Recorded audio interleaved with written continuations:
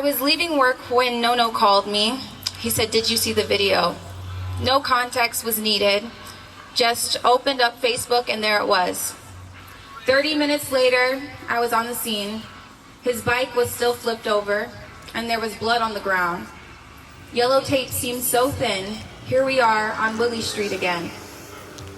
Just a week prior to this event, I walked down these same streets looking for family that struggled with their mental health. Anger, profound sadness, and grief created a stone in my stomach, yet I didn't cry. Maybe it was because I was relieved it wasn't my family. Maybe it was because it could be them tomorrow. Maybe because I didn't think it was real. Death on Willie sounded like an old story. This couldn't be happening again. This couldn't be happening again. More and more familiar and new faces showed up, and it wasn't long before we realized who was missing and who had killed him. We didn't need to wait for them to release the name. We knew. Because we were connected in a way that made it easy to feel loss. We were connected on Willie Street again. We watched them take pictures of the scene, remove the bike. They moved quickly to power wash the blood. The officers backed away as a unit. As the tape dropped, it was clear in their eyes that they had no intention of protecting the people they feared. They did this. They fled as more people showed up to lay flowers where they could still make out the stain on Willie Street again. The crowd grew and turned towards the Capitol to inform the community of what had occurred. And they were met with the harsh reality of Madison, where murder can happen down the street and stakes can be paired with an orchestra at the square. Do we not grieve the same loss? Do you not see this as one? The news only continue to divide our worlds, claiming as if they get to choose whose life is of value. Portraying Corey as violent, Tony as unstable, or Richard as an addict. The city quickly pushed what they had practiced. Stall them, hide behind the evidence, hide behind the badge, or don't give them the evidence at all. Create more division, divert them from justice. But more people showed up to say a prayer, to burn a candle, or leave flowers.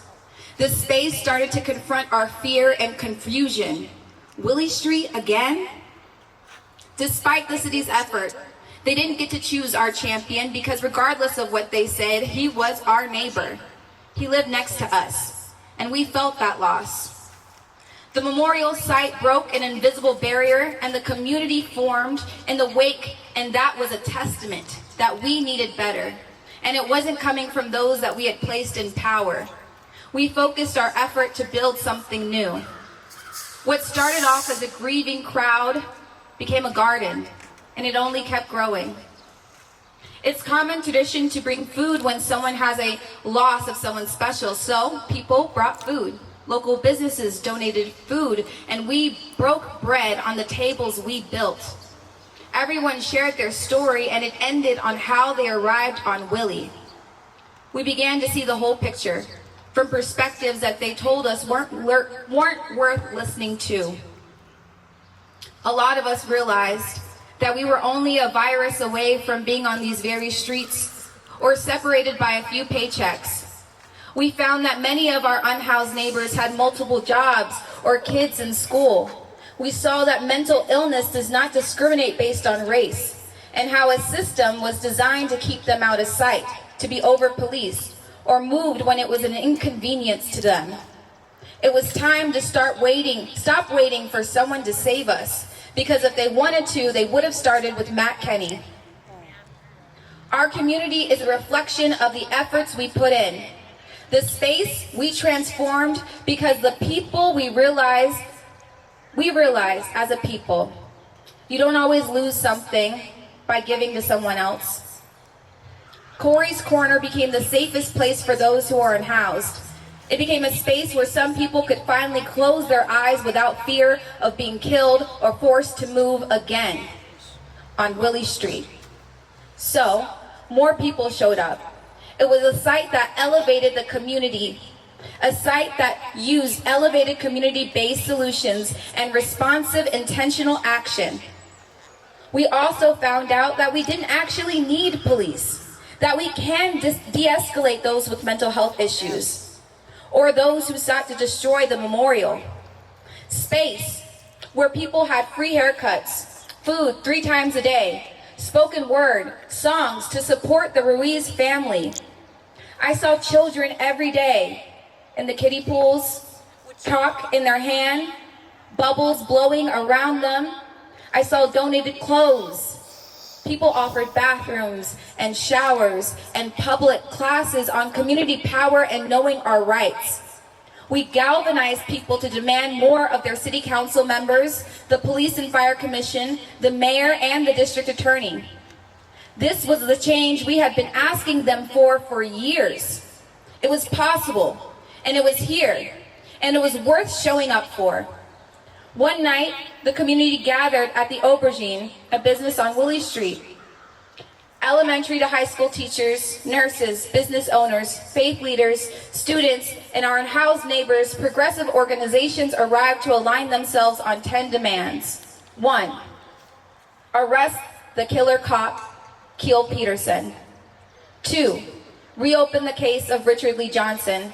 3, fire Matt Kenny. 4, fully fund the Office of Independent Monitor and the Police Civilian Oversight Board.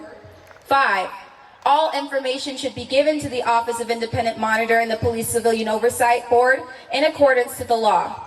6, exclusion of disciplinary power given to the police of the Civilian Oversight Board to hire and fire officers. 7, strengthen the CARES program to be accessible 24 hours a day and establish an independent hotline. 8, establish the Dane County Civilian Oversight Board. 9, end qualified immunity for officers. And 10, disarm patrol officers. Nothing more, nothing less. Around 4 a.m. they showed up. Our community was met with guns and garbage cans. Before we knew if his body was even in the ground, before we had a permanent reminder of what brought us together, before dash cam footage was released or stab wounds were shown, our community was met with the same violence that those who are unhoused are met with every single day. It's time the whole world should see it. It's time for the whole world to see how they choose to spend their $98 million budget. How they continue to arrest those who attempt to just cross the street without an ally by their side. We, a community, are spending more in cleaning up their mess than we can offer in our daily tithes. It's time that we open our eyes. It's time we say what's right and what's wrong.